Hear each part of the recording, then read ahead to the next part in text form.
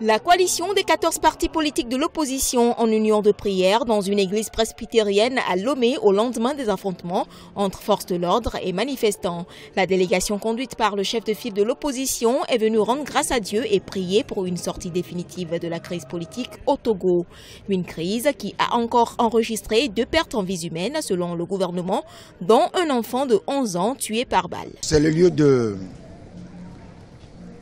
présenter nos condoléances aux parents des personnes tombées au cours des manifestations. Je crois qu'il y en a 3. Nous continuons les manifestations et nous disons, nous n'allons jamais servir de faire valoir au régime. Selon les premiers éléments recueillis par le gouvernement, à Lomé, des individus non identifiés et armés circulant à bord d'un 4x4 de couleur noire auraient fait usage de leurs armes.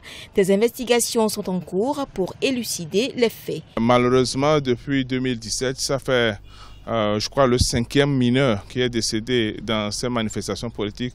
Je pense que c'est un peu trop.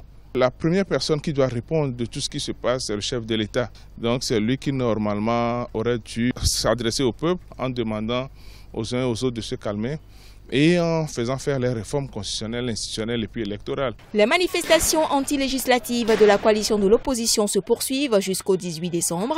Elles sont interdites par le gouvernement togolais qui évoque un risque de trouble à l'ordre public durant la campagne électorale.